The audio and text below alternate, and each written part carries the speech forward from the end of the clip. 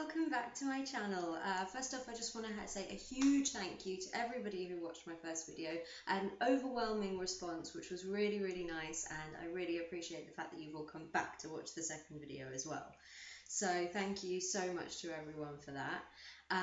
As you can see, today we are in my kitchen and we're going to be making vanilla cupcakes with salted caramel frosting. So fingers crossed it all goes well.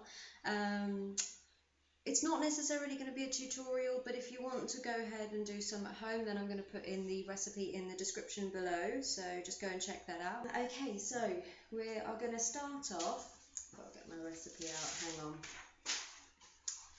on. I've started off by preparing everything already, so I already got my cupcake cases all lined up over here. Not that you can see, but it is over there.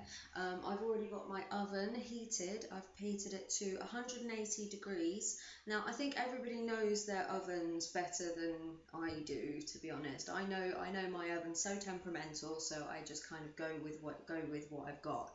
And I know that I'm heating mine to 180 degrees centigrade, and I'm going to be heating it up throughout the whole process of actually making the cupcakes. So it should be nice and warm. It's very important to have a preheated oven. So I'm just going to take you through the ingredients now on my phone, so excuse the change in voice because it's not going to be the same, obviously, it's on a different microphone, so yeah.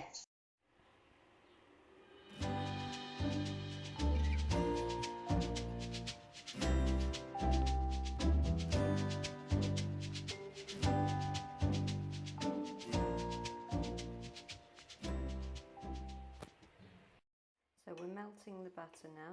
So as you can see, this is bubbling away. So please be careful at this stage because you've got the two ingredients, butter and sugar, which both really hurt if you burn yourself with them. So please be careful at this stage. So I've taken this off the heat now and I'm adding the 6 tablespoons of milk. And we're going to mix that in really quickly before it goes funny. I haven't actually made this in a while, so I can't actually remember what it looked like when I first did it, so I'm just really hoping that this is actually looking how it's supposed to.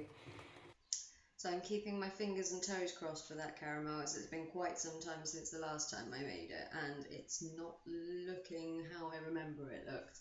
But it's okay, we'll soon find out. So we're going to get on with the cupcakes now, and you're going to start off with 100 grams of butter, which has to be softened. I've got that already in here. To add that, we're going to add the 100 grams of sugar.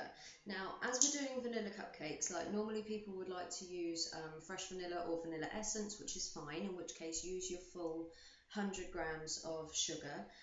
In my case, I couldn't find any vanilla, so what I had to do instead was I bought this sugared vanilla, which was very strange. It was basically sugar and powdered vanilla inside it, which must taste amazing in coffees if you think about it.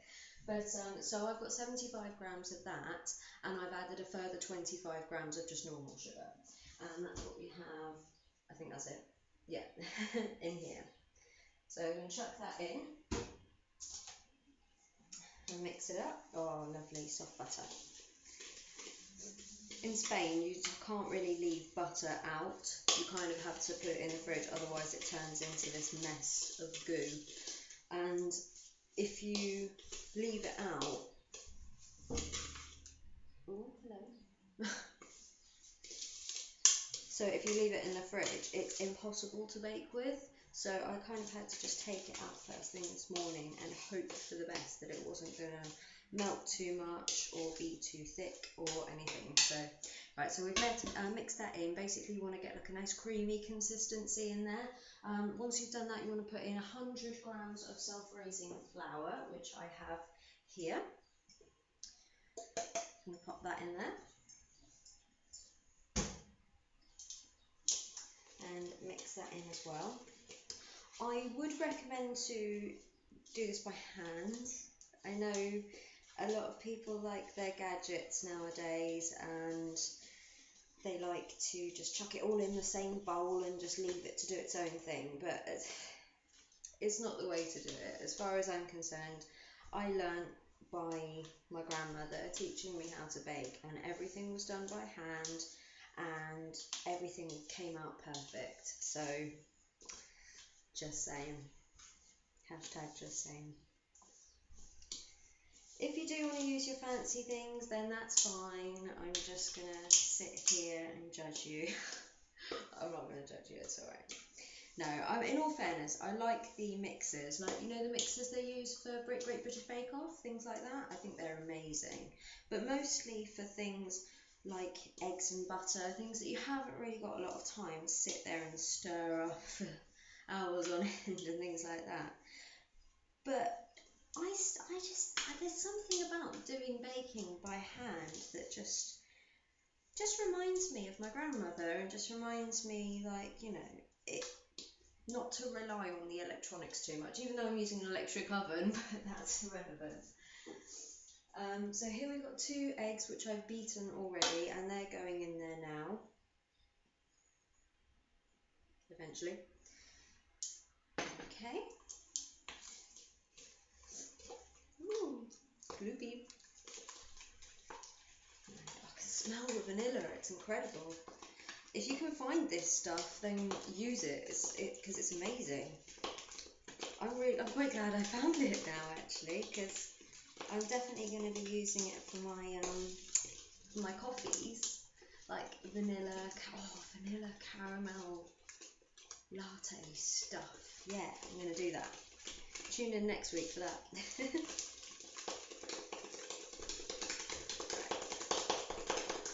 Shouldn't be overbeating this, but it's kind of gone a bit.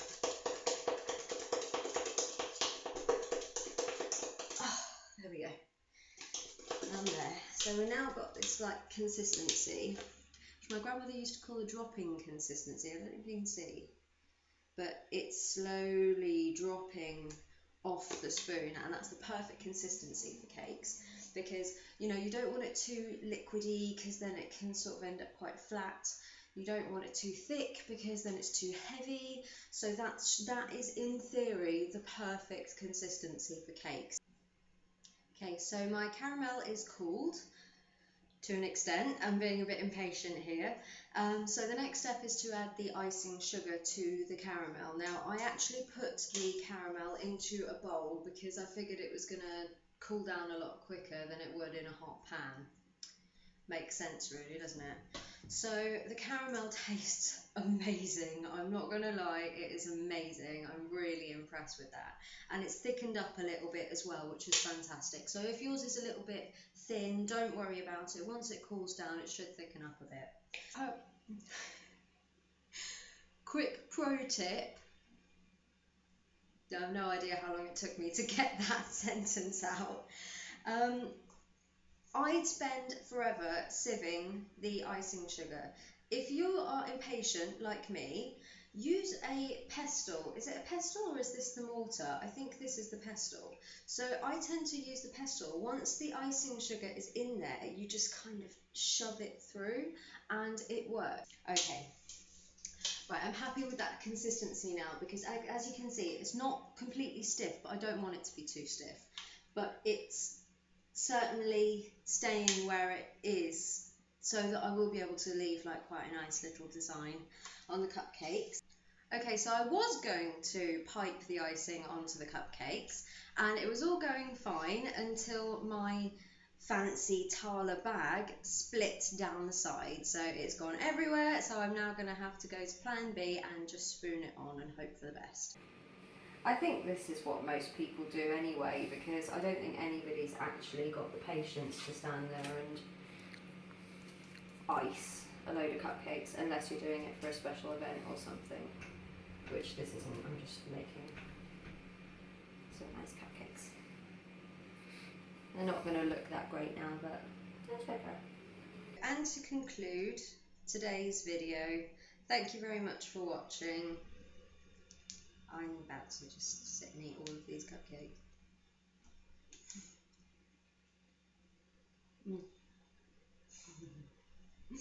They are good.